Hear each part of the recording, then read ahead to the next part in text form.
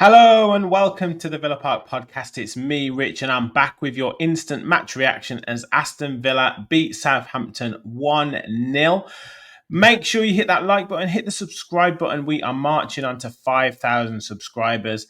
And get your comments in, your thoughts on the game today. We got there in the end. It was not the walk in the park that we thought it was going to be. We were getting scores of 3-1s, 4-1s, 4-0 I thought it was going to be, but it certainly wasn't that. And John Duran turned up with the goods to deliver the victory for Aston Villa. And look, I don't know why we were surprised that it was a 1-0 win for Aston Villa. The scores generally against Southampton over the last few years have been 1-0, barring that 4-0 victory we had a few years ago.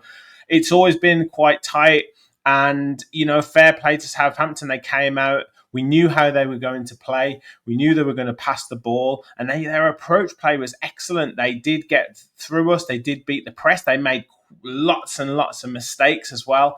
But ultimately, they didn't have enough in the final third. And barring a couple of deflected efforts at the start in the first half, I don't really think they had too many efforts on goal. I don't recall Emi Martinez having a save to make. So you guys let me know in the comments on that. But I know he came for a couple of crosses. I know there was a couple of dangerous crosses in the second half, but I don't recall him making a save. But look, Villa got the win. Back-to-back victories into fifth place in the table, and that is much better now after a dodgy period of results. Now, with the starting team, we kind of thought Emery would maybe not roll the dice too much and maybe make a couple of changes, but he made quite a few. And Martinez was in goal, and the biggest headline, John Duran up front.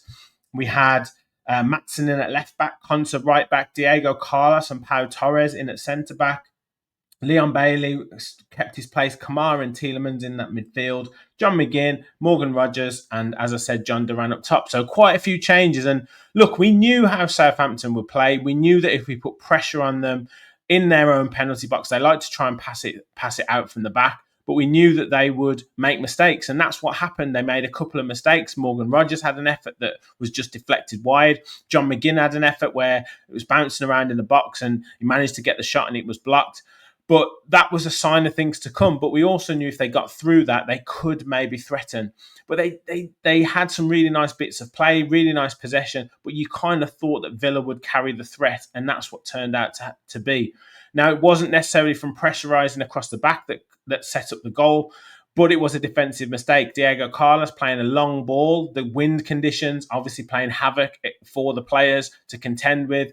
Ball goes over, and young Wood at the back got caught a little bit with the ball under his feet. John Duran pressurising him, takes the ball off him, carries the ball on. Howard Bellis, I think, is trying to get back to him. He shrugs him off, and the goalkeeper comes out, and John Duran just plays it. Lovely places the ball around him into the centre of the goal, and it's 1-0 to Aston Villa. And you think, look, that is no more than Villa deserved.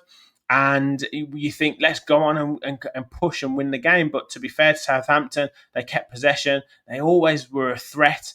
And we were just sloppy. Tielemans giving the ball away quite a lot. Kamara giving the ball away quite a lot. Morgan Rogers in areas at times giving the ball away. However, did look threatening, getting the ball on that left-hand side, getting the ball into the box a couple of times, flashed across the box, and no Villa player. Everyone had attacked the front post. No one hanging back to slot it in.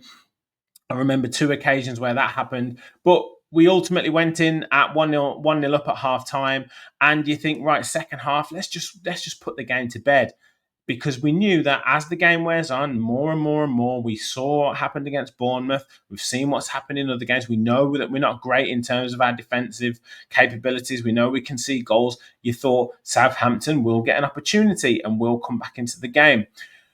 But second half, we had a couple of efforts right at the start. Southampton came into the game more and more.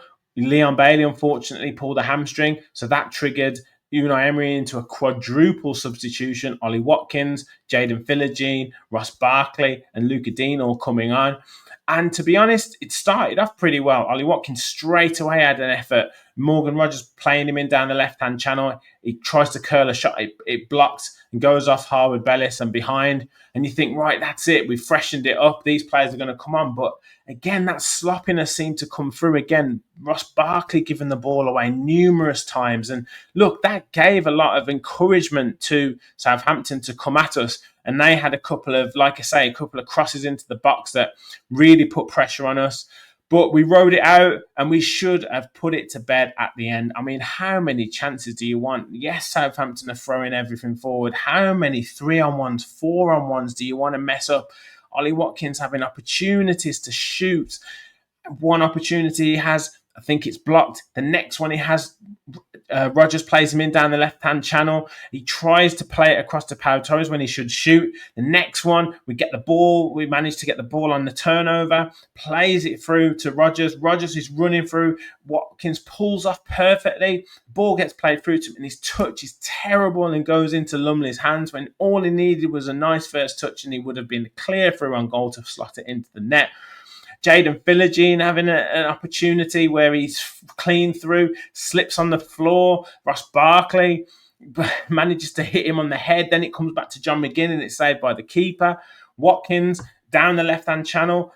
Again, he's clean through on goal, takes a heavy touch, then lays it across to Ross Barkley, who hits the shot and it's blocked by the defender and just goes wide. Just snatching at efforts. No, not really any composure. And you're thinking the longer that goes on, are we going to get punished? And Southampton did have a free kick right at the end of the game, and they brought the keeper up. But thankfully, we defended it well and we got the win and we got a clean sheet. And look, you only need one goal to win a game. And I think that will be important for the players because we did see against Bournemouth, we got to 1-0 up and they scored right at the end of the game. We couldn't get the winner against Manchester United in a 0-0 draw. So look, back-to-back home wins, beating Brentford 3-1, beating Southampton 1-0. It doesn't matter how you win, you just have to go and win. And now we go into Leipzig, players having had a bit of rest. I'm worried about Leon Bailey. I don't think he will be fit. We've got Onana coming back to fitness. So we seem to get one get fit and then another one gets injured. I'm still wary of Jaden Philogene on that right-hand side. He doesn't quite know what he wants to do. Does he want to beat his man? Does he want to have a shot? Does he want to pass the ball? Does he want to put a tackle in? He's still not got that confidence. I really want to see him get that confidence back. And in that midfield, bit sloppy. Kamara was very good in patches. He was probably the strongest of the midfielders, but Tielemans gave the ball away a lot. Ross Barkley came on. I mean, he's hit and miss when he comes on. Sometimes he's fantastic and he gives us so much when he comes on, so much calmness, so much composure. But today, gave the ball away 3 or 4 times, just really sloppy. Ollie Watkins couldn't get into the pace of the game. Yes, had some nice link-up play with Morgan Rogers, but really should have put the game to bed for us. But his chasing down is better. John McGinn, I thought, was very good in the second half, but sometimes wasteful in attack and trying to score a goal. Morgan Rogers, again, intent was there, but sometimes just chooses that wrong option. Look, it can be understandable. The weather conditions were terrible for both teams. And yeah, it was maybe one where if that second goal had come, we would have relaxed and maybe got more. But, you know, we're splitting hairs here. We got the win. We move on to the next game. And we've got Leipzig, we've got Nottingham Forest, 2 more opportunities to get winning the Champions League, winning the Premier League. We're back up to 5th in the table. Other teams around us are dropping points, obviously. Newcastle getting beat. I believe Manchester City drew against Crystal Palace as well. And yes, so it's been a great week for Aston Villa. So look, we move on, get the win, and move into Leipzig, Champions League, big game. And yeah, just dust it off. No one's gonna write any awards for this win. No one's gonna write any big headlines. It is just 3 points and move on.